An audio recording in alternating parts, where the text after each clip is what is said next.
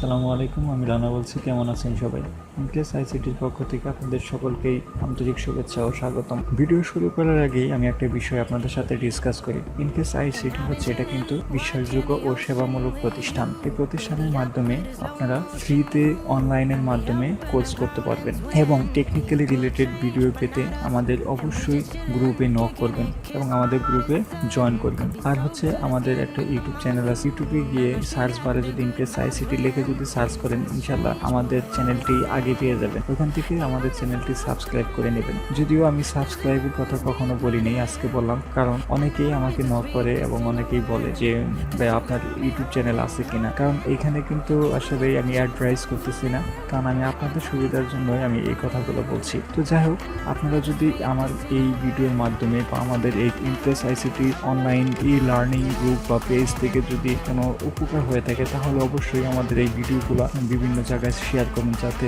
আপনার মাধ্যমে আরেকটা লোক তার নিজের স্কিলস ডেভেলপ করতে পারে। কারণ আপনারা জানেন যে বর্তমান সময় করোনা ভাইরাস সংক্রান্ত বিষয়ে সবাই কিন্তু আমরা হোম কোয়ারেন্টাইনে আছি, যার কারণে আমরা ঘর থেকে বেরোতে পারছি না, নিজের স্কিল ডেভেলপ করতে পারছি না। তো সেই ক্ষেত্রে আমরা যদি ঘরে বসে থেকে আমরা নিজের স্কিল ডেভেলপ করতে পারি, তাহলে কেন আমরা ফ্রিতে স্কিল ডেভেলপ করবো না? তো দেখেন, এই সিস্টেমটা কিন্তু অন্য কোনো জায়গায় নেই, সেটা ইমপ্রেস আইসিটি শুধুমাত্র আপনাদের জন্যই করেছে। তো যাই হোক, চলেন আমরা এক্সেল ফাইলে ওয়ার্ড অ্যান্ড আইডি মেনটেন, এখানে আমি একটা ফরম্যাট করে রাখছি। এখান থেকে যদি আপনি একটু খেয়াল করেন যে আমি এখানে কি বোঝাতে চাচ্ছি, খুবই ইম্পর্টেন্ট। এই টেকনিকগুলো যদি না জানেন, সেক্ষেত্রে কিন্তু আপনার ইন্টারভিউ পুটে অনেক প্রবলেম হতে পারে। এটা কিন্তু অ্যাডভান্স লেভেলের কাজ এবং আস্তে আস্তে আমাদের প্রতিদিন সবই অ্যাডভান্স লেভেলের কাজ থাকবে এবং বেসিক থেকে অ্যাডভান্স লেভেল পর্যন্তই থাকবে। যে যেটা পোস্ট করবেন তার জন্য সেই ভিডিওটাই আমরা করে দেবো।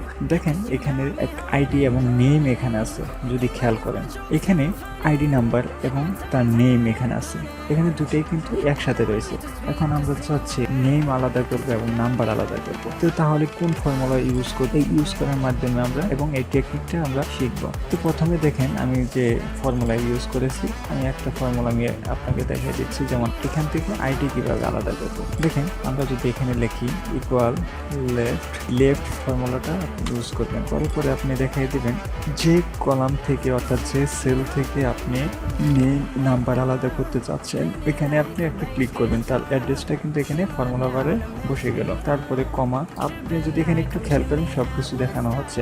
কমা দেওয়ার পরে বলছে যে এখানে নাম্বার ক্যারেক্টার্স। এখন নাম্বার ক্যারেক্টার্স বলতে বোঝানো হচ্ছে যে আপনি লেফট সাইডের শব্দ থেকে কয়টা লেটার আপনি বা কয়টা সংখ্যা আপনি আলাদা করবেন। প্রথম 5টা দিয়ে ফার্স্ট ব্র্যাকেট ক্লোজ করে দিয়ে এন্টার যদি প্রেস করে দেখেন, এখানে কিন্তু প্রথম 5টা সংখ্যা এখানে বসে গেছে এবং এখানে যদি ডাবল ক্লিক করে নিয়ে নেবে। তারপরে হচ্ছে লেন, এটা হচ্ছে একটা ফর্মুলার নাম, এবং ডিজিট, অর্থাৎ এখানে এই সেলের ভিতরে কয়টা ডিজিট আছে সেটা আমরা ফাইন্ড আউট করব।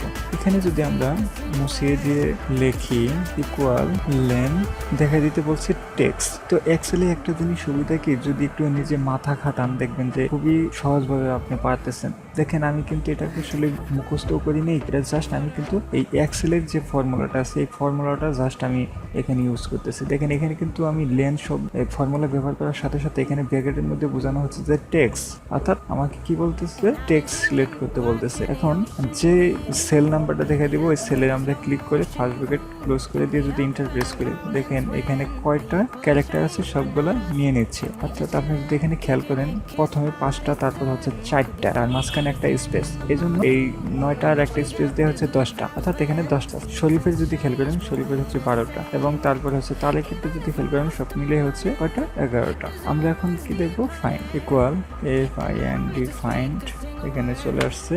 তারপরে আমাদের ডাবল কোটেশন এবং স্পেস, কারণ স্পেস আমরা দেখাই দিচ্ছি। তারপরে হচ্ছে আপনার টেক্সট, তারপরে হচ্ছে কমা দিয়ে নাম্বার, অর্থাৎ কত সংখ্যা থেকে বের করতে চাচ্ছেন। আমরা জানি যে সবসময় সিরিয়াল মেনটেন করলে নাম্বার 1 হয়, ফার্স্ট ব্র্যাকেট ক্লোজ এন্টার। এবং দেখেন এখানে স্পেস সহ 6টা আইডি আছে। তারপরে হচ্ছে লেটার, এখানে কয়টা লেটার আছে এটা আমাদের ফাইন্ড আউট করতে হবে। অর্থাৎ আমরা কিন্তু এখানে বের করে রাখছি, অর্থাৎ সি থেকে ডি, অর্থাৎ সি কলাম থেকে ডি কলাম যদি আমরা মাইনাস করি, তাই কিন্তু এখানে বেরিয়ে যাবে, কল মাইনাস বেরিয়ে গেছে।